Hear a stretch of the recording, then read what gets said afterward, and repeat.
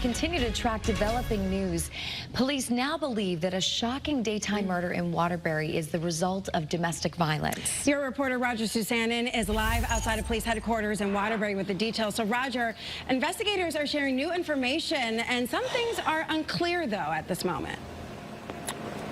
Yeah, that's exactly right, Tracy. Police have arrested someone they say they believe is connected with this horrible crime, but at this point they have not identified that suspect or the victim. But the crime itself, domestic violence, unfortunately has become all too familiar here in Waterbury and really all across the country. Now, this horrible situation played out yesterday when an eyewitness tells us the victim, a 39-year-old woman, ran into a store on Lounsbury Avenue gasping for air after someone had stabbed her multiple times. Now, investigators rushed out to that scene and emergency crews desperately tried to save her, but it was too late.